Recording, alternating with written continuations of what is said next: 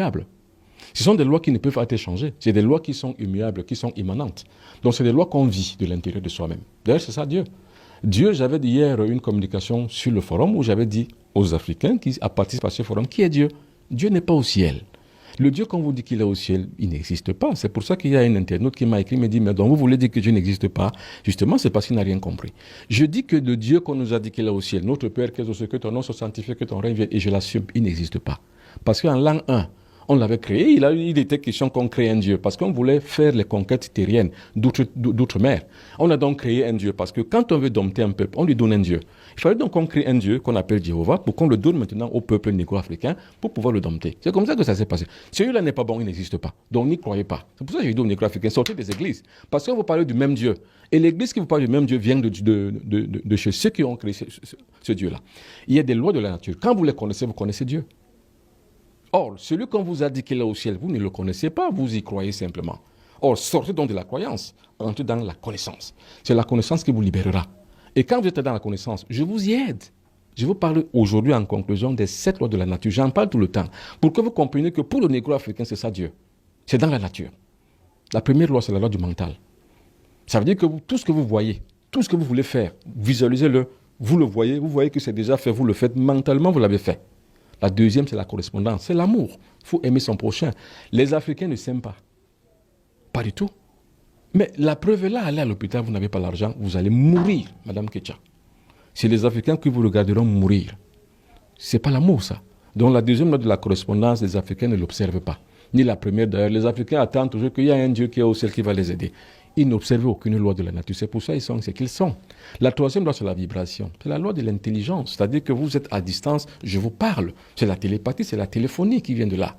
C'est la troisième loi de la vibration. Vous vibrez au même diapason avec les autres. C'est ce que les Juifs font. Ils vibrent tous au même diapason. Parce qu'ils ont compris la nécessité de cette loi. Et c'est pour ça que attaquez-vous à un seul Juif. C'est toute la meute et la cohorte juive qui va se ruer vers vous. Les abbés ont aussi la même politique. Les Juifs l'ont. Les Occidentaux l'ont à travers leur OTAN. Vous essayez d'attaquer seulement un seul pays occidental, l'OTAN va se mettre en ordre de bataille pour vous attaquer. C'est comme ça que les autres peuples font. Mais les Africains attendent assis en contemplation vis-à-vis d'un Dieu distant et lointain, qui ne les écoute même pas. Il faut donc en sortir, c'est ce que je dis. La quatrième loi, comme je viens de le dire, c'est la dualité. Tout ce que vous faites, Madame Ketcha, il y a un pour, il y a un contre. Vérifiez toujours ce qui est positif et ce qui est négatif. Et en cela, donc, vous allez réussir. La cinquième loi, c'est la loi du temps. Gbagbo a dit, le temps c'est l'autre nom de Dieu. Dieu c'est le temps. Chaque chose est faite selon son temps, à son moment, à son niveau et chaque chose. C'est pour ça que je dis pour les négro-africains, nous ne sommes plus à l'heure de la victimisation, c'est passé.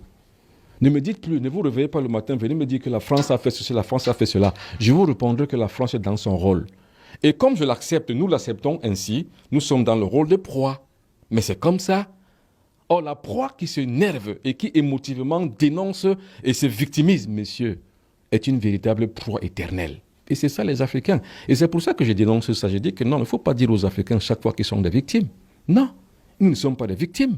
Nous sommes des cons. Maintenant, quand vous dites à l'Africain que si cela vous arrive, c'est parce que vous êtes un imbécile, un idiot, un con, un vaurien et un sous-être humain, c'est pour lui permettre de changer. Et quand je dis changer, ça ne veut pas dire qu'on dit que j'ai changé, non.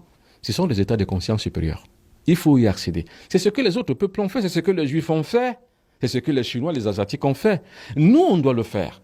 Nous, on le fait parce que moi, je le fais avec ceux qui viennent à mes séminaires et avec ceux qui participent avec moi à l'éclosion d'une nouvelle conscience spirituelle à travers Astra, qui est la plateforme de résistance et de transformation. Et la cinquième loi, c'est le temps. La sixième loi, c'est le genre. Il faut savoir intégrer la femme et l'homme. Voilà ce que les religions négro-africaines font. Ils excluent les femmes. Mais c'est idiot, mais c'est bête et c'est con. Allez voir les Bambombok. Bon, ce que je connais plus les Bambombok, parce que je suis moi-même un Bambok. Les Bambombok, une femme ne s'assoit pas là où est les hommes, chez les Bambombok. La femme doit être là-bas loin. Mais monsieur, vous êtes idiot et con. C'est parce que vous n'avez pas compris le loi de la nature que vous le faites. Mais madame, il faut instruire la femme, il faut mettre la femme au devant de la scène. Parce que c'est la femme qui est plus puissante, plus énergétique que l'homme. C'est ça la loi, la sixième loi de la nature, la loi de genre. Vous avez compris ça, et la septième loi plutôt, la loi de genre. Vous avez compris ça, Madame Ketcha? Il ne faut jamais exclure une femme, mais les cons, les Africains, que ce soit au Bénin, que ce soit au Tchad, que ce soit n'importe où, c'est pas au Cameroun, n'importe où, les femmes sont exclues. Mais nous sommes dans quelle société où on exclut une partie et une vraie partie même de la population? Nous sommes même qui en fait? On n'est rien. Parce qu'on ne connaît pas les lois de la nature. La loi des genres, Madame Ketia. Vous me regardez, vous êtes une femme. Je ne sais pas si vous le savez. C'est la femme qui porte la tradition. Dans le Mbok Bassa, nous avons 5 grandes religions. La dernière religion, c'est la plus grande. C'est la religion des femmes. La première religion, c'est la religion Ndjangumba. La deuxième, c'est le Loum. La troisième, c'est le Ngé. La quatrième, c'est le Mbok. Et la cinquième, c'est le corps. C'est la tradition chez les femmes. Et pourquoi c'est la tradition chez les femmes qui est la dernière? Madame, la femme, c'est l'éther. Nous avons 4 éléments de la nature. Et le plus grand élément, c'est le 5e qu'on ne voit pas. C'est l'éther. Nous avons l'eau, le feu, l'air, la terre. Le 5e élément, c'est l'éther. C'est pareil. Le 5e élément, la 5e grande religion chez les Bassa du Cameroun, c'est le corps, c'est chez les femmes. Je ne sais pas si on se comprend bien. Et il faut savoir que le corps, dans toutes les traditions humaines du monde, le corps, la femme, c'est la déesse. C'est elle qui est porteuse de la vie. C'est elle le conceptacle de la vie. Et c'est pour ça qu'il faut la respecter, madame. Mais les Africains, les négro-africains excluent les femmes, les excisent. Mais voyez-moi des pratiques qu'on fait sur une femme. Vous allez me dire qu'avec ça, vous allez vous développer? Vous ne pouvez pas. Si vous excluez les femmes, vous n'allez jamais vous développer. C'est la femme qui est la résistance. Allez en France, c'est Jeanne d'Arc qui est la figure de proue de la résistance française. C'est Jeanne d'Arc. C'est Jeanne d'Arc. Le plus grand, ce n'est pas De Gaulle.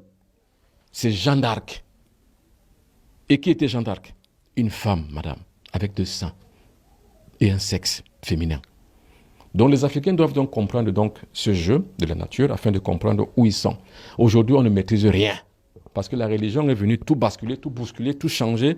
Il y a des énergumènes qui vont venir dire que ouais, c'est normal qu'on sache que oui, la France, oui, non. La France n'a rien fait. La France est dans son rôle de prédateur et vous, vous êtes dans votre rôle de proie. Mais si vous voulez changer, commencez à combattre dès maintenant. Et le meilleur outil, c'est la transformation de la conscience.